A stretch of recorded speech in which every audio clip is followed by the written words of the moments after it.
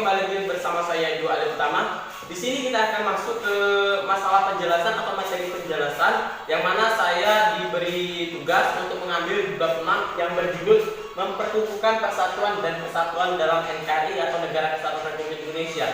Jadi dalam bab 6 ini dia mencakup ada beberapa bagian dan saya mengambil bagian yang C, yaitu dalam intisari bagian C ini yang ada dua pokok. Yang pertama ada faktor pendorong dan yang kedua ada faktor penghambat. Jadi kita akan bahas satu persatu masalah dua faktor ini yang dimana ini akan secara mendetail, walaupun saya ringkas secara ringkas, tapi dalam penjabaran penjelasannya saya akan mengupasnya secara detail. Oke, untuk yang pertama kita akan masuk ke pembahasan faktor pendorong. Jadi di dalam masalah kenegaraan, faktor pendorong dan faktor penghambat itu pasti ada di dalam setiap negara. Dan sekarang kita hanya fokus kepada negara kita, yaitu negara Indonesia. Jadi yang pertama itu ada faktor pendorong. Dalam faktor pendorong ini saya definisikan, saya jadikan tiga aspek pendorong utama. Yang pertama adalah ada pembangunan, yang kedua ada harga diri, dan yang ketiga itu mencegah terpecah belah. Jadi dalam tiga aspek ini merupakan penyambung yang relevan dengan faktor pendorong yang ada di Indonesia. Jadi kita akan di sini kita masuk ke pembahasan pendorong, faktor pendorong di bagian pembangunan. Jadi pembangunan ini bukan masalah hanya dalam infrastruktur pembangunan oleh negara. Jadi dalam faktor pembangunan ini yang kita tahu di Indonesia ini sedang marak-maraknya terjadinya pembangunan. Jadi faktor pendukung untuk pendorong dari pembangunan ini kita harus mempunyai kesadaran diri untuk menyukseskan faktor pembangunan yang ada di Indonesia ini. Jika kita tidak saling jika kita terpecah belah, maka faktor pembangunan ini tidak akan berjalan dengan mulus. Oke, itulah tadi dari penjelasan masalah pembangunan. Dan yang kedua ada aspek harga diri. Jadi di sini harga diri bukan mengenai tentang harga diri individu, harga diri dari suku, harga diri dari kelompok, bukan masalah itu. Jadi bagaimana kita menyatukan semua harga diri baik dari individu maupun secara kelompok, kita satukan menjadi satu sehingga terbentuklah harga diri untuk Indonesia. Ya, jadi ketika harga diri kita sudah kita bentuk di negara kita, maka dunia luar akan beranggapan bahwa Indonesia ini mempunyai sifat solidaritas, kesolidaritan yang tinggi, ya kan? Sehingga efektivitas dari persatuan dan kesatuan itu semakin tinggi. Karena faktor pendorong salah satunya harga diri telah kita laksanakan dengan baik. Dan yang untuk terakhir itu ada aspek mencegah terpecah belahnya di tengah masyarakat. Jadi di sini mencegah terpecah belahnya ini adalah hal yang mutlak yang harus terjadi di suatu negara, apalagi di Indonesia, ya kan? Yang kita tahu di Indonesia ini mempunyai ribuan suku, ribuan bahasa. Jadi perbedaan itu harus kita cegah, ya kan, agar tidak adanya suatu keinginan untuk yang siapa yang lebih baik. Jadi mencegah terpecah belah ini merupakan penyumbang terbesar untuk kita menjadi faktor pendorong dalam pemersatu, ya kan? Selain dari mencegah terpecah belah, di sini ada tiga inti pokok dalam faktor pendorong dalam persatuan dan kesatuan. Yang pertama itu ada Sumpah Pemuda, yang kedua ada Pancasila, dan yang ketiga ada semboyan.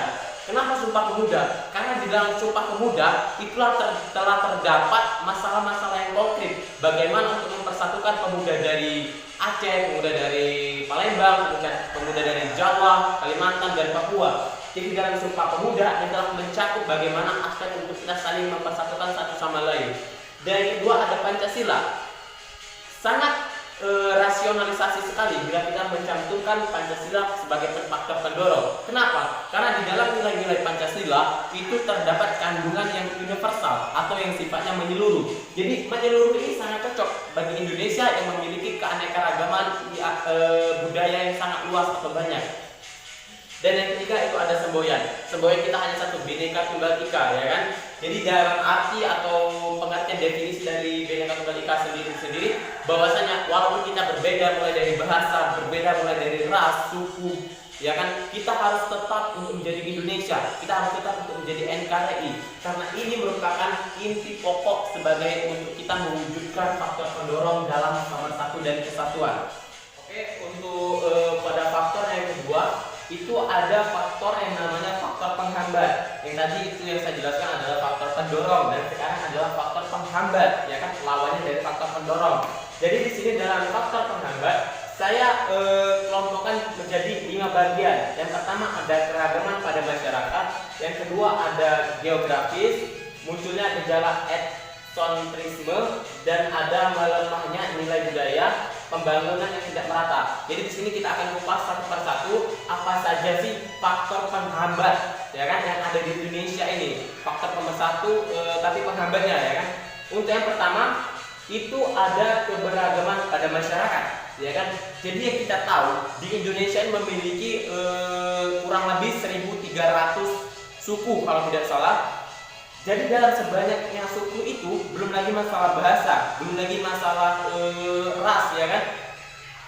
Masalah ribuan seperti itu tidak mungkin kita dapat mempersatukannya dalam tindakan yang kecil, dalam skala yang kecil. Kita butuh tindakan yang lebih besar untuk memudahkan mempersatukan rakyat di Indonesia yang beraneka ragam ini. Jadi pada poin pertama ini merupakan salah satu faktor penghambat di Indonesia dalam masalah persatuan. Kenapa? Karena keberagaman pada masyarakat itu mereka pasti memiliki pola pikir yang berbeda, pendapat yang berbeda. Jadi bagaimana kita menyamakan kebiasaan-kebiasaan mereka dalam membeda-bedakan itu tidak ada lagi pada mereka. Itu yang pada poin kedua ini ada geografis. Yang kita tahu geografis itu merupakan letak, ya kan, letak dari suatu tempat, ya kan. Jadi geografi ini merupakan problem yang sangat besar. Kenapa? Karena di dalam geografi ini yang kita tahu di Indonesia ini terdapat kurang lebih atau lebih 17.000 pulau di Indonesia dan telah mendapatkan nama baku di PBB sebanyak 16.000 pulau. Ya kan? Jadi geografi ini merupakan poin atau problem yang sangat mencolok di Indonesia ini. Kenapa? Karena dalam untuk menghubungkan satu pulau dengan lainnya itu sangat sulit. Sehingga dan juga keadaan masyarakat di tempat-tempat tertentu itu berbeda, tidak semuanya sama. Begitu juga seperti contoh keadaan masyarakat di Jawa itu berbeda, keadaan masyarakat di Papua itu beda. Jadi bagaimana antusiasnya kita ini untuk meminimalisir keadaan untuk penghambat dari geografis ini. Jadi dalam geografis ini merupakan faktor penyumbang dari penghambat pemersatu dan kesatuan. Kenapa? Karena kita tahu Indonesia ini negara yang sangat besar, negara republik yang sangat besar. Jadi letak geografis kita ini pun sangat ibaratnya sangat sulit untuk dijangkau. Dari Pulau Sumatera ke Pulau Papua itu membutuhkan transportasi khusus, ya kan? Oke, untuk selanjutnya itu ada munculnya gejala etnosentrisme. Jadi apa sih itu etnosentrisme? Etnosentrisme ini adalah di mana timbulnya pemikiran antara satu suku, mereka berpikiran bahwa mereka itu lebih baik dari suku yang lainnya.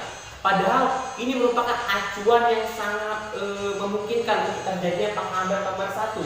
Karena yang kita tahu pada zaman dahulu di Indonesia memiliki banyak sekali kerajaan-kerajaan di Indonesia. Apa yang terjadi ketika mereka memiliki pemikiran seperti ini, etnosentrisme ini, mereka diadu domba.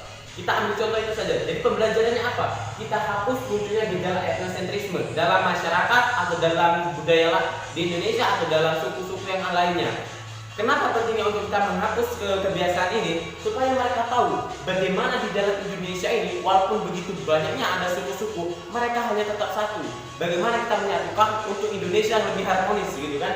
Jadi dalam gejala etnosentrisme ini yang kita sering lihat itu kan memang sih kalau mereka menggunakan pemikiran penerapan seperti ini, mereka merasa bahwa budayanya lebih dikenal oleh masyarakat luar.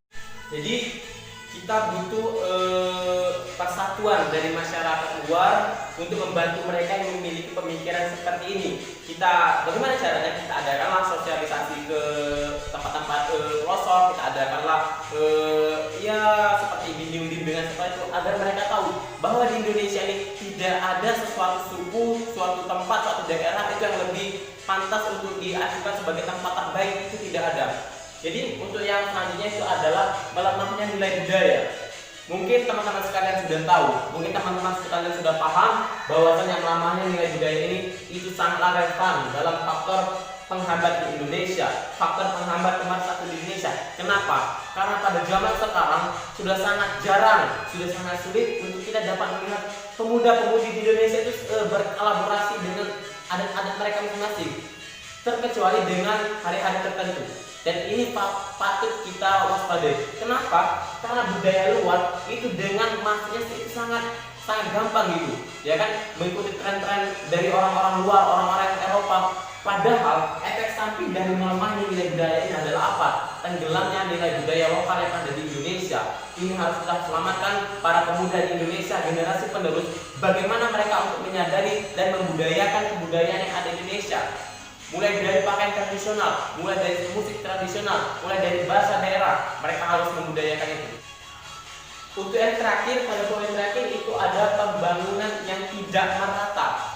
Ini merupakan problem yang sangat dominan di Indonesia. Kenapa? Karena sekarang saja Indonesia baru mengambil tindakan yang besar dalam memeratakan infrastruktur pembangunan yang ada di Indonesia, mulai dari jalan, mulai dari jembatan dan lain sebagainya. Kenapa?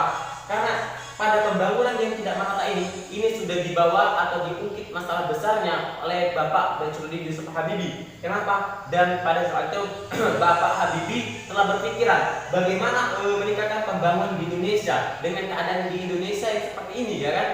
Jadi dalam pembangunan yang tidak merata ini juga memiliki acuan atau berkesinambungan dengan masalah geografis.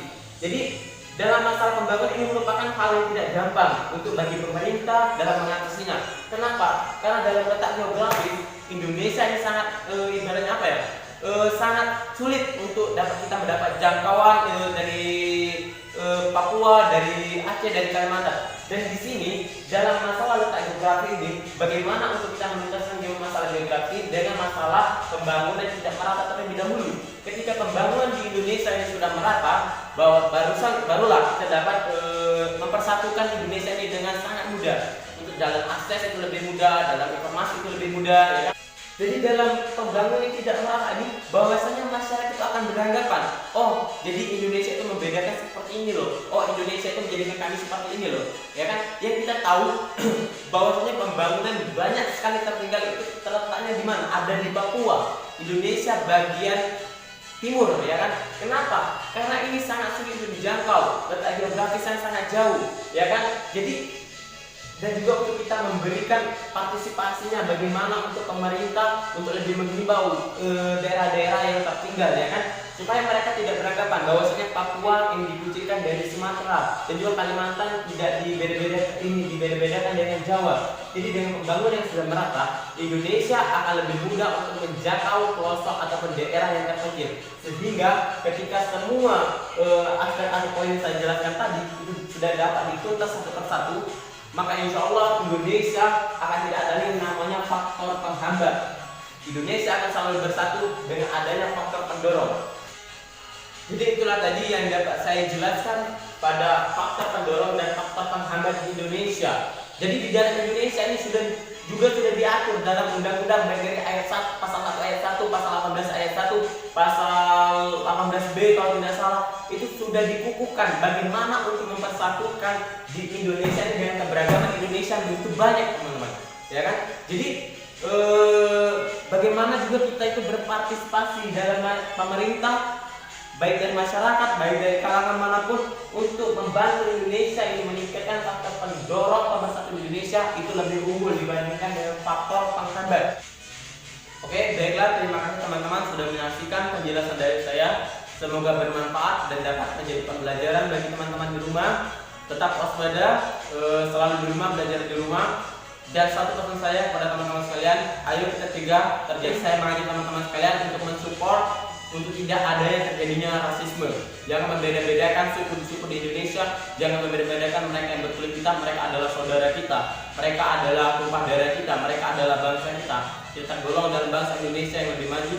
Stop untuk melakukan rasisme. Tetap waspada karena ada corona. Saya Dio Utama. Terima kasih. Wassalamualaikum warahmatullahi wabarakatuh.